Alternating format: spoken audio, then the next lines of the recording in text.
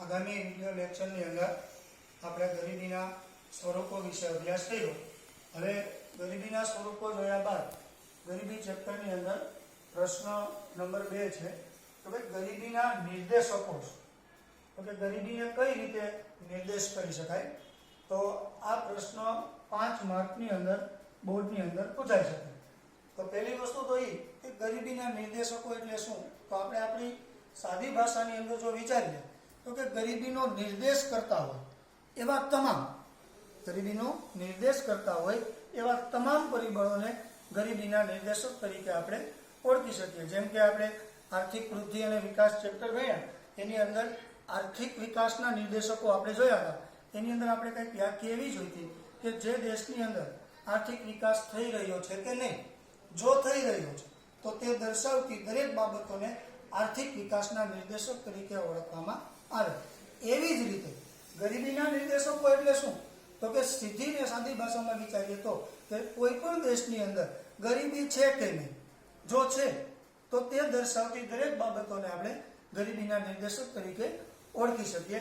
પણ જો એને ટૂંકી ભાષામાં લેવા જાય તો ભારતની અંદર ટૂંકમાં ગરીબીના નિર્દેશકોની વ્યાખ્યા ગરીબીની કક્ષા અને તેનું બંધારણ દર્શાવતી દરેક બાબતોને ગરીબીના નિર્દેશક તરીકે ઓળખી શકાય। હવે ભારતની અંદર ગરીબીની કક્ષા શું અને ગરીબીનું બંધારણ શું તો કે ગરીબીની કક્ષા એટલે કે ગરીબીનું એક ધોરણ નક્કી કરવામાં આવ્યું।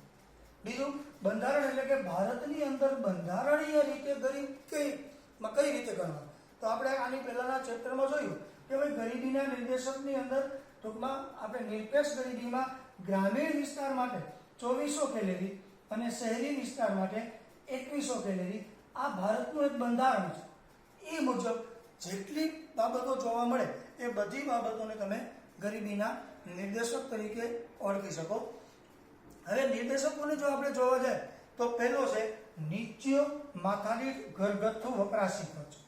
હવે મેં તમને સ્વરૂપોના પ્રશ્નની અંદર પણ એક વસ્તુ જણાવી હતી કે ભાઈ ઓછી આવક હોય તો ઓછો ખર્ચ થાય, સ્વાભાવિક બાબત છે, પણ વધુ આવક હોય અને ઓછો ખર્ચ થાય તો એને તમે ટૂંકમાં સ્વાભાવિક ન ગણી શકો, એ વ્યક્તિને ગરીબ જ ગણી શકાય। હવે નીચો માથાદીઠ ઘરગથ્થુ વપરાશી ખર્ચનો મતલબ શું તો કે કોઈ એક વર્ષ દરમિયાન કુટુંબ દ્વારા જેટલી વસ્તુ બજારમાંથી ખરીદે છે એ બજારનું મૂલ્ય એટલે મતલબ થાય તો કે બજારની કિંમત। હવે તે જ કિંમત છે એને એ જ વર્ષની વસ્તી વડે તમારે શું કરવાનું છે તો કે ભાંગવાનું છે। હવે એ જ વસ્તી વડે તમે એને ભાંગો અને જે તમને જવાબ મળે બરોબર તો એ હંમેશાને માટે તમારો નીચો માથાદીઠ વપરાશી ખર્ચો જ હશે, ઊંચો ન આવી શકે। ઊંચો કેમ આવી શકે તો કે જેટલા દેશો વિશ્વની અંદર વિકસિત છે બરોબર એનું માથાદીઠ આવક જ વધુ છે। જો એની માથાદીઠ આવક વધુ હોય હવે એ વ્યક્તિની બજાર કિંમતે જે વસ્તુ ખરીદે છે એની ખરીદી પણ વધુ જ હોવાની છે। જો ખરીદી વધુ હોય હવે એ જ દેશની અંદર એને ખરીદેલી વસ્તુને વસ્તી વડે ભાંગો એટલે આનો જે જવાબ આવશે એ જવાબ ઊંચો આવશે। કેના કરતાં તો કે વિકાસમાન દેશ કરતાં। કારણ શું તો કે વિકાસમાન દેશો છે એની માથાદીઠ આવક હંમેશાને માટે નીચી હશે, કારણ કે તો જ એને વિકાસમાન દેશ કહેવાય, નહીંતર એને વિકાસમાન દેશ કહી શકાય નહીં। હવે એની આવક જ નીચી છે, હવે એ વ્યક્તિઓ જે વસ્તુ બજારની અંદર ખરીદે છે એ ખરીદી પણ કેવી હશે તો કે ઓછી હશે। હવે ઓછી ખરીદી અને એને વસ્તી વડે ભાંગો તો એનું જે જવાબ મળશે એ તમને હંમેશાને માટે કેવો મળશે નીચો। એટલે મતલબ થાય કે તમારો ઘરગથ્થુ વપરાશી ખર્ચ છે એ કેવો જોવા મળે છે નીચો। જો ઘરગથ્થુ વપરાશી ખર્ચ નીચો જોવા મળે તો એ દેશની અંદર ગરીબીનો નિર્દેશ કરે છે એવું સાબિત થાય। બીજી વસ્તુ આપણે એક વિચારીએ તો વિકાસમાન દેશો છે અને વિકસિત દેશો છે એ બંનેની તમે તુલના કરવા જાઓ તો વિકસિત દેશોની માથાદીઠ આવક કરતાં વિકાસમાન દેશોની માથાદીઠ આવક નીચી હોવાના કારણે એ દેશની અંદર નીચો માથાદીઠ ઘરગથ્થુ વપરાશી ખર્ચ હંમેશાને માટે જોવા મળશે, જેના કારણે વિકાસમાન દેશોની અંદર ગરીબીનું પ્રમાણ છે એ વિકસિત દેશો કરતાં વધુ પ્રમાણમાં જોવા મળશે। હવે ગરીબીના બીજા નિર્દેશક તરીકે જુઓ તો બીજો નિર્દેશક આવે છે કુપોષણનું પ્રમાણ। હવે આમ તમે જુઓ તો જે દેશનો ઘરગથ્થુ વપરાશી ખર્ચ નીચો હોય એ દેશની અંદર કુપોષણનું પ્રમાણ હંમેશાને માટે વધુ જ હોય, નીચો હોવાની કોઈ સંભાવના રહેતી નથી. કારણ શું? તો કે ભાઈ કુપોષણ એટલે શું, પહેલા એ વિચારીએ. તો કુપોષણ એટલે કે વ્યક્તિને જેટલો કેલરીનો ખોરાક મળવો જોઈએ એટલો કેલરીનો ખોરાક મળતો નથી. એટલે એટલો કેલરીનો ખોરાક ન મળતો હોવાના કારણે એમાં જે ટૂંકમાં રોગ પ્રતિકારક શક્તિ છે એ રોગ પ્રતિકારક શક્તિ નીચી જોવા મળે છે. હવે રોગ પ્રતિકારક શક્તિ નીચી જોવા મળે છે એનું કારણ તો કે એને પૂરતા પ્રમાણમાં પ્રોટીન કે પૂરતા પ્રમાણમાં કેલેરી કે પૂરતા પ્રમાણમાં વિટામિન મળી શકતા નથી. તો આ કેલેરી, પ્રોટીન અને વિટામિન કે મિનરલ્સ છે, જો જેટલી ટૂંકમાં બાબતો છે એ નીચી મળે છે એનું કારણ શું? તો કે એની માથાની આવક કેવી છે? નીચી માથાની આવકને કારણે એનો ઘરગથ્થુ વપરાશી ખર્ચ કેવો થાય છે? નીચો.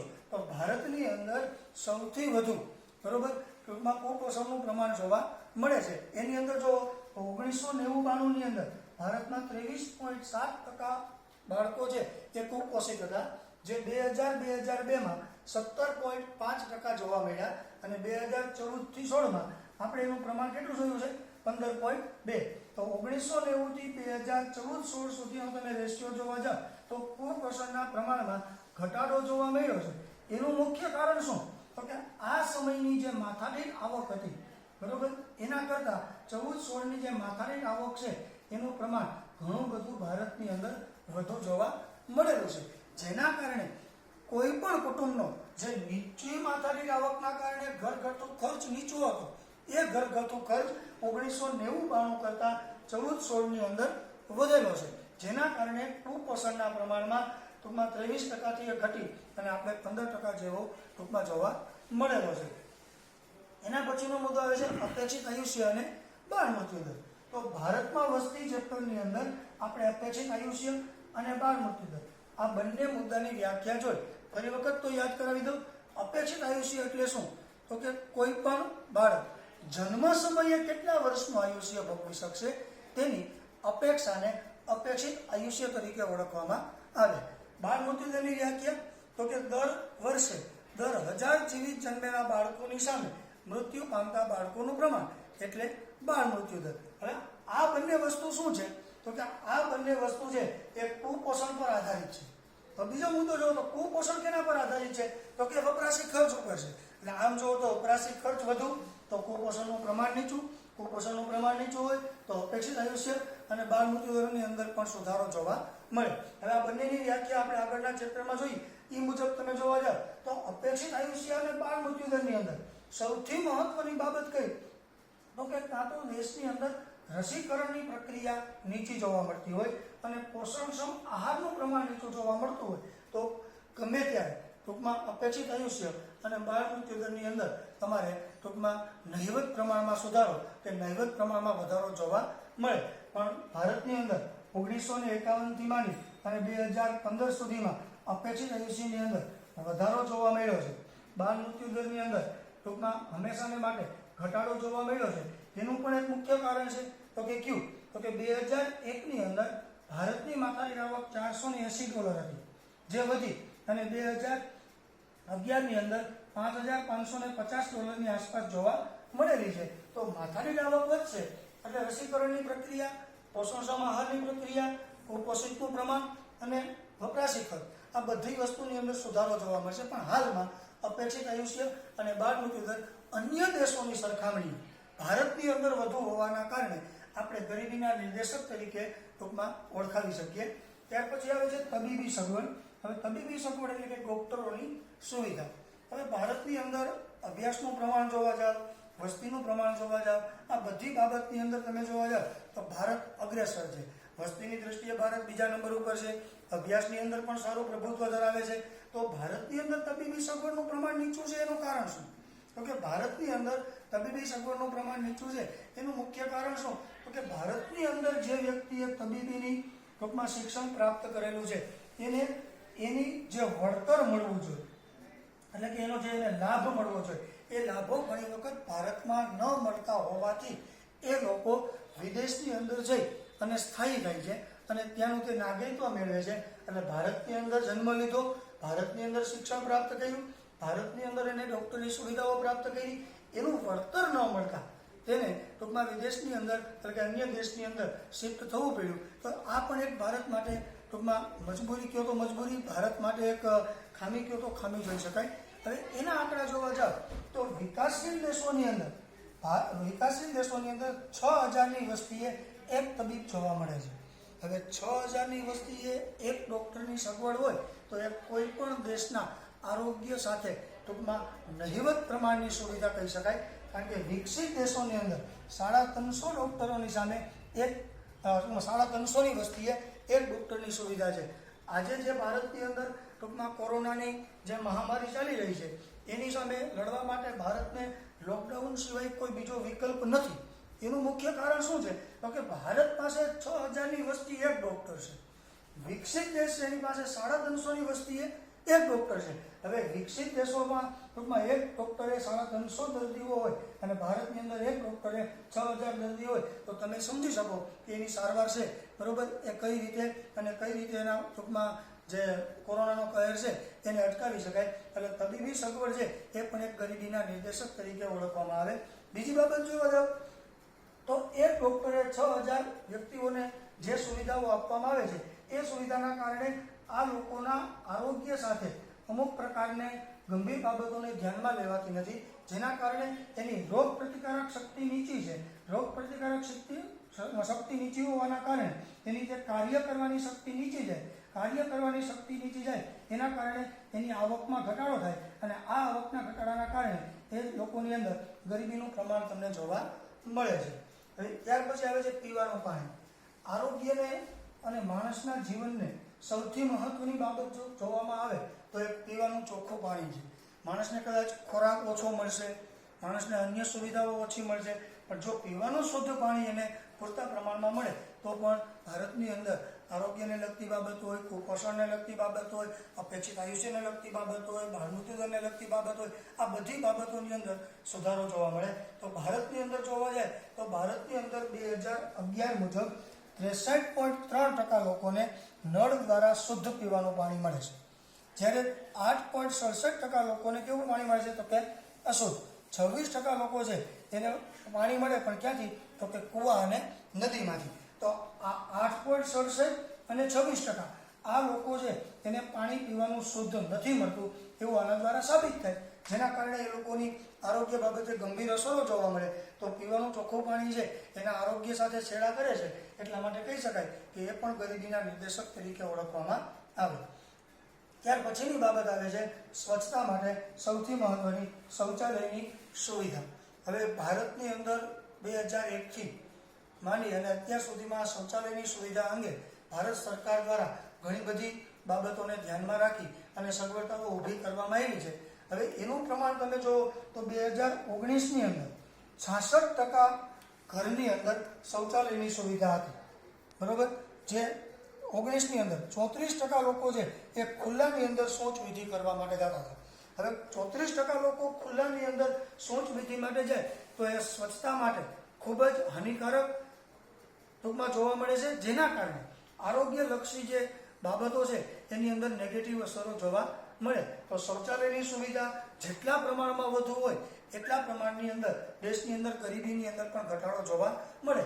પણ વિકાસશીલ દેશ છે ભારતની અંદર જોવા જાવ તો 19ની અંદર 66% લોકો ઘરમાં શૌચાલયની સુવિધા ધરાવે, પણ 34% લોકો જે ખુલ્લામાં જાય છે જે અસ્વચ્છતા ઊભી કરે છે, જેના કારણે આરોગ્ય સાથે છેડા થાય છે, આવક સાથે છેડા થાય છે, એના કારણે ગરીબીનું પ્રમાણ છે એ વધુ પ્રમાણમાં જોવા મળે છે.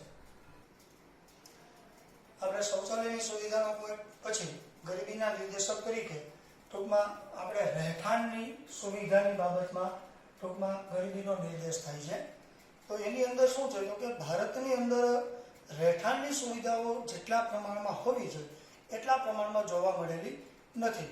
હવે એક અંદાજ મુજબ રહેઠાણની સુવિધાની અંદર રહેઠાણનું મકાન, ઓરડાની સંખ્યા અને તેમાં રહેનારની સંખ્યા સૌથી મહત્વની બાબત છે. હાલો, રહેઠાણનું મકાન તો સમજ્યા કે ભાઈ એ વસ્તુ તો દરેક વ્યક્તિ પાસે હશે, કાં તો પોતાની માલિકીનું હશે, કાં તો પોતાના ટૂંકમાં અન્ય વ્યક્તિની નીચે ભાડા કરારથી હશે. પણ એમાં ઓરડાની સંખ્યા કેટલી અને એમાં રહેનારની સંખ્યા કેટલી, આ બંને વસ્તુ ઉપર સૌથી મહત્વની સાબિત થાય. હવે રહેઠાણની સંખ્યા યોગ્ય છે, ઓરડાની સંખ્યા યોગ્ય છે, બધું યોગ્ય છે, પણ અહીંયા નળ દ્વારા પાણી આવે છે, વીજળીનો પૂરતા પ્રમાણમાં સગવડતા છે, ડ્રેનેજની પૂરતા પ્રમાણમાં સગવડતા છે. ડ્રેનેજ એટલે કે ગટર વ્યવસ્થા, તો એની પણ સુવિધા હોવી એ આવશ્યક છે. હવે આ બધી બાબતથી તમે રહેઠાણની સુવિધા જોવા જાવ તો ભારતની અંદર 60 કરોડ લોકો એવા છે કે જે જોખમરૂપ રહેઠાણની અંદર રહે. હવે ભારતની અંદર 121 કરોડની વસ્તીમાંથી 50% વસ્તી એવી છે કે જે જોખમરૂપ રહેઠાણની અંદર રહેતી હોય. તો આ 60 કરોડ લોકો છે એ ગરીબીનો નિર્દેશ કરે છે. કાં તો એ પોતાના માલિકીનું મકાન હોય તોય ભલે, અને કદાચ એ ભાડાનું મકાન હોય તોય ભલે, પણ એ મકાનની અંદર ઓરડાની સંખ્યા કેટલી છે અને એની અંદર રહેતા લોકોનું પ્રમાણ કેટલું છે, એ બંને ઉપર રહેઠાણની સુવિધાનો આધાર હોય. એમાં વર્લ્ડ ટ્રેડ ઓર્ગેનાઇઝેશન મુજબ રહેઠાણની સુવિધાની અંદર 1 ચોરસ કિલોમીટરની અંદર 450ની વસ્તી હોવી જોઈએ એવું ઈચ્છે છે કે ભાઈ 1 ચોરસ કિલોમીટરની અંદર 450ની વસ્તી હોવી જોઈએ. હવે ભારતની અંદર જોવા જાય તો ઓરડાની સંખ્યા, રહેઠાણની સંખ્યા અને રહેઠાણનું મકાન, આ એક પણ બાબતે આપણે આ નિયમને સિદ્ધ કરી શકતા નથી. એટલા માટે કહી શકાય કે રહેઠાણની સુવિધા પણ ગરીબીનો નિર્દેશ કરે છે. ત્યાર પછી આવે છે વીજળીનો વપરાશ. હવે વીજળીના વપરાશની અંદર જોવા જાવ તો ભારત દેશ વીજળીના ઉત્પાદનમાં સૌથી મોટો ઉત્પાદક દેશ છે. એટલે કે વિશ્વની અંદર જે કંઈ વીજળીનું ઉત્પાદન થાય છે એમાં ભારત દેશમાં સૌથી વધુ વીજળીનું ઉત્પાદન થાય છે. વીજળી ઉત્પન્ન કરવાના સ્ત્રોત 3 છે. પહેલો તો કે પાણી દ્વારા વીજળી ઉત્પન્ન થાય, બીજું તો કે કોલસા દ્વારા વીજળી ઉત્પન્ન થાય, અને ત્રીજું તો કે પરમાણુ દ્વારા વીજળીનું ઉત્પાદન થાય. બરોબર. હવે આ 3 વસ્તુના વીજળીના ઉત્પાદનના સ્ત્રોત છે.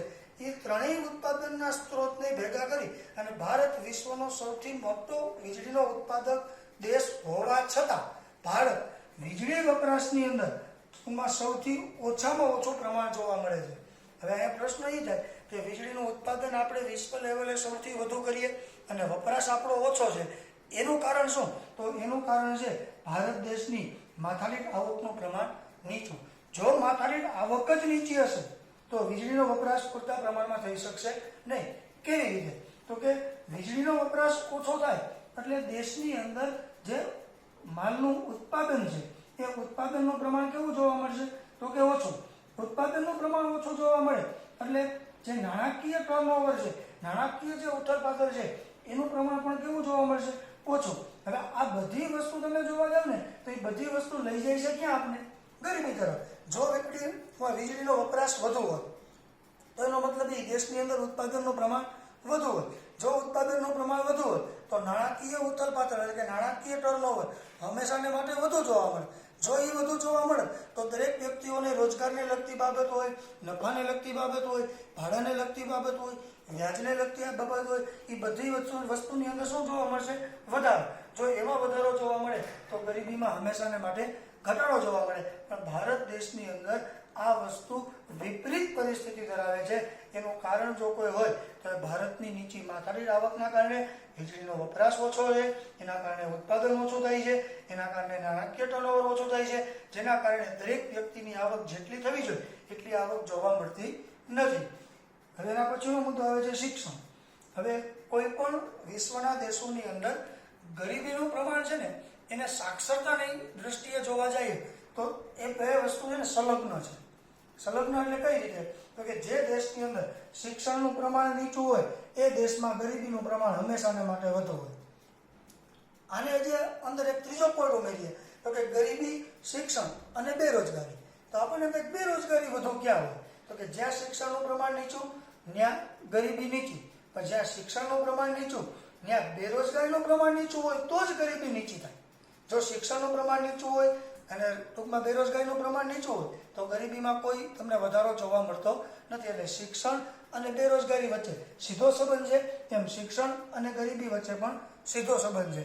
ભારત દેશની અંદર શિક્ષણની જે સુવિધાઓ છે, બરોબર, એ શિક્ષણ પ્રાપ્ત કર્યા પછી એ શિક્ષિત વ્યક્તિને રોજગારી મળશે એવું તમે 100% કહી શકતા નથી. તો એક અંદાજ મુજબ ટૂંકમાં શિક્ષણ ખાતા દ્વારા અથવા શિક્ષણની પદ્ધતિઓની અંદર એક મુદ્દો ઉમેરવામાં આવ્યો છે કે વિદ્યાર્થીઓને વ્યવસાયલક્ષી શિક્ષણ આપો. હવે વ્યવસાયલક્ષી શિક્ષણનો મતલબ શું? તો કે જે વિદ્યાર્થી અથવા જે વ્યક્તિએ શિક્ષણ પ્રાપ્ત કર્યું છે, જો એને વ્યવસાયલક્ષી શિક્ષણ પ્રાપ્ત કર્યું હશે તો એ વ્યક્તિ કોઈ પણ પ્રકારે બેરોજગાર જોવા નહીં મળે. જો એ બેરોજગાર જોવા નહીં મળે તો એ વ્યક્તિની અંદર ગરીબીની કોઈ અંશ જોવા મળશે નહીં. એટલે શિક્ષણનું પ્રમાણ બ્રાઝિલની અંદર 91% છે, ભારતની અંદર 74% છે, નેપાળની અંદર ટૂંકમાં 60% છે અને પાકિસ્તાનની અંદર 55% છે. હવે ભારતની અંદર 74% શિક્ષણ છે, મતલબ એ થાય કે એનો 26% હિસ્સો એવો છે કે જેને કોઈ પણ પ્રકારનું શિક્ષણ પ્રાપ્ત કરેલું નથી. એ 26% વર્ગ કેવો છે? તો કે 15 વર્ષથી તેથી વધુ ઉંમર ધરાવતો વ્યક્તિ કોઈ પણ એક ભાષામાં લખી શકતો હોય કે વાંચી શકતો હોય તો એને સાક્ષર કહેવાય. પણ 26% લોકો એવા છે કે કોઈ પણ એક ભાષામાં લખી પણ નથી શકતા અને વાંચી પણ નથી શકતા. તો એ લોકો પાસે કોઈ પણ પ્રકારનું સાક્ષરતાનું જ્ઞાન ન હોવાના કારણે આ લોકોમાં સૌથી વધુ બેરોજગારી જોવા મળે છે, જેના કારણે ગરીબીના ટૂંકમાં પ્રમાણની અંદર વધારો જોવા મળે છે. ત્યાર પછીનો પોઈન્ટ આવે છે આવક અને સંપત્તિની અસમાન વહેંચણી. તો તમને વૃદ્ધિ વિકાસની અંદર આપણે એક જીવનની ભૌતિક ગુણવત્તાનો અંક જોયો હતો. એની અંદર આપણે પ્રોફેસર ડેવિસ મોરિસ વિશે ભણ્યા હતા. હવે આ પ્રોફેસર ડેવિસ મોરિસ જ્યારે ટૂંકમાં 1990ની અંદર એને યુએનડીપી યુનાઇટેડ નેશનલ ઓર્ગેનાઇઝેશનની અંદર ટૂંકમાં માનવ વિકાસાંકની અંદર આ બધી જે વસ્તુ કરી ઇક્યુએલઆઈ જોઈતો ત્યારે પ્રોફેસર ડેવિસ મોરિસે શું કીધું હતું કે ભારતની અંદર અસમાનતા છે ને એની અંદર નિવારણ લાવવું છે, અસમાનતાના પ્રમાણમાં ઘટાડો કરવો છે. હવે અસમાનતામાં પ્રમાણમાં ઘટાડો કરવાનું મુખ્ય કારણ શું? તો કે જો અસમાનતા ઘટે ને એટલે હંમેશાને માટે ગરીબી ઘટે, કારણ કે એનો છેડો છે ને ગરીબી સાથે જોડાયેલો છે. કારણ કે જેટલી અસમાનતાનું પ્રમાણ વધુ એટલું ગરીબીનું પ્રમાણ વધુ જોવા મળે. જો એ આપણે જોઈએ તો ભારતની અંદર એક તરફ છે ને ધનિક વર્ગ છે, બીજી તરફ કેવો વર્ગ છે? તો કે ઓછી આવક હોય, ગંદા વસવાટો હોય, ખોરાક પૂરતા પ્રમાણમાં ન હોય, શિક્ષણનું પૂરતા, આ બધી વસ્તુથી એ લોકો વંચિત છે. હવે ઓછી આવક હોય, ગંદા વસવાટમાં રહીએ, ખોરાક યોગ્ય ન હોય, શિક્ષણ હોય, આ બધાની તમે અંત જોવા જાઓ તો એ લોકો સાથે આરોગ્યની બાબતની અંદર ઘણી બધી ખામીઓ સર્જાય. ઓછી આવક હોય એટલે યોગ્ય કેલેરી નથી મળતી, ગંદા વસવાટ હોય એટલે એના કારણે ટૂંકમાં એને દુર્ગંધનો સામનો કરવો પડે, પ્રદૂષિત વાતાવરણનો સામનો કરવો પડે, યોગ્ય પોષણક્ષમ ખોરાક ન મળે, જેટલું એનામાં જ્ઞાન હોવું જોઈએ એટલું જ્ઞાન ન મળે. આ બધોય વર્ગ છે ને એ ભારતની અંદર એક જ મુદ્દાનું છે તો કે ગરીબનું. અને એક તરફ કયો વર્ગ છે? તો કે ધનિક. હવે એની અંદર જોવા જાવ તો શું છે? તો કે ભારતની અંદર ધનિક વસ્તી છે, બરોબર, એ 1% ધનિક વસ્તીના ભાગમાં 9% હિસ્સો થાય છે. કુલ રાષ્ટ્રીય આવકનો કેટલો હિસ્સો થાય છે? 9%. હવે એની સામે તમે જોવા જાવ તો 99% લોકો એવા છે કે એની 99% 1% ગરીબ લોકો એવા છે કે જેના ભાગની અંદર કાપીને ભારતમાં 1% ધનિક લોકોના ભાગમાં 9% હિસ્સો જતો હતો, જે 2012માં આ 9% વધીને કેટલો થયો? તો કે 12.6%. હવે આ જે ટકાવારીનો વધારો થયો એનો મતલબ તો કે રાષ્ટ્રીય આવકની અંદર જે આવક થઈ એનો પ્રવાહ છે ને કઈ તરફ વળ્યો છે? તો કે ધનિકો તરફ વળ્યો. એ પ્રવાહ ખરેખર વળવો જોઈએ ગરીબો તરફ, પણ આ વળ્યો છે ધનિકો તરફ. એટલા માટે ભારતની અંદર કહેવાનું કે ભારતની અંદર ધનિક કાયમી ધનિક બને છે, મધ્યમ કાયમી મધ્યમ રહે છે અને ગરીબ કાયમી વધુ ગરીબ બને છે. એ આ અસમાનતાના કારણે જોવા મળે. એ અસમાનતા તમે ખેતી ક્ષેત્રની અંદર જોવો, ઉદ્યોગ ક્ષેત્રની અંદર જોવો, શિક્ષણની અંદર જોવો, રહેઠાણની અંદર જોવો, પીવાના શુદ્ધ પાણીની અંદર જોવો, ગમે ત્યાં જોવા જાવ આવક અને સંપત્તિની અંદર અસમાનતા છે એ ગરીબીનો નિર્દેશ બતાવે છે. ત્યાર પછીનો મુદ્દો છે બેરોજગારીનો ઊંચો દર. તો હમણાં જ મેં તમને શિક્ષણનો પોઈન્ટ જ્યારે કરાવ્યો ત્યારે મેં તમને કીધું હતું કે શિક્ષણનું સીધું કનેક્શન ક્યાં છે? તો કે બેરોજગારીની અંદર. કારણ કે શું કામ? તો કે શિક્ષણનું પ્રમાણ નીચું હોય ત્યાં રોજગારીનું પ્રમાણ કેવું રહે? નીચું. જો રોજગારીનું પ્રમાણ નીચું છે એટલે બેરોજગારીનું પ્રમાણ ઓટોમેટિક કેવું આવી જાય? ઊંચું. જો બેરોજગારીનું પ્રમાણ ઊંચું જાય તો આ બેરોજગાર જે પ્રજા છે એટલે કે બેરોજગાર જે વસ્તી છે એ અસામાજિક પ્રવૃત્તિ કરશે. કેવી પ્રવૃત્તિ કરશે? તો કે અસામાજિક. જો આ લોકો અસામાજિક પ્રવૃત્તિ કરે તો એના કારણે જે લોકો રોજગારી પ્રાપ્ત કરે છે તેને પણ અડચણરૂપ ઊભા થાય. આવી અનેક પ્રકારની સમસ્યાઓ છે એ બેરોજગારીના કારણે જોવા મળતી હોય. હવે એનું પ્રમાણ કેટલું હતું કે 2011માં 15 વર્ષથી મોટી ઉંમર હોય, બરોબર, એનું પ્રમાણ હતું 9%. 2013-14ની અંદર આ પ્રમાણ ઘટીને કેટલું થયું? 4.9%. કાંઈ બેરોજગારીનો દર ઘટ્યો એનું મુખ્ય કારણ શું? તો કે 1991ની અંદર જે આર્થિક સુધારાઓ આવ્યા, બરોબર, એની અમલવારી છે એ 1999ની અંદર જોવા મળી. 1999થી માંડી અને 2013-14ના ટૂંકમાં 15 વર્ષના ગાળાની અંદર ભારતની અંદર નાના પાયાના ઉદ્યોગો હોય, મોટા પાયાના ઉદ્યોગો હોય, મધ્યમ પાયાના ઉદ્યોગો હોય, આ બધા ક્ષેત્રની અંદર એફડીઆઈ એટલે કે વિદેશી સીધું મૂડીરોકાણ છે એની અંદર વધારો જોવા મળ્યો, જેના કારણે ભારતના ઉદ્યોગો છે એનું પ્રમાણ વધવા માંડ્યું અને એ ઉદ્યોગોના પ્રમાણ વધવાના કારણે દરેક વ્યક્તિઓને ટૂંકમાં રોજગારીનું પ્રમાણ જોવા મળ્યું, જેનું કારણ ટૂંકમાં ગરીબીની અંદર ઘટાડો જોવા મળે. તો ગરીબીના આપણે આંકડા જોયા તો 2001ની અંદર ટૂંકમાં 26% હતી, 2011ની અંદર 20% હતી, તો આ 6% ગરીબી ઘટી. એનું કારણ શું હોઈ શકે? તો કે અહીંયા જે બેરોજગારીના પ્રમાણમાં ઘટાડો જોવા મળ્યો એના કારણે ભારતની અંદર ગરીબીનું પ્રમાણ નીચું જોવા મળ્યું છે.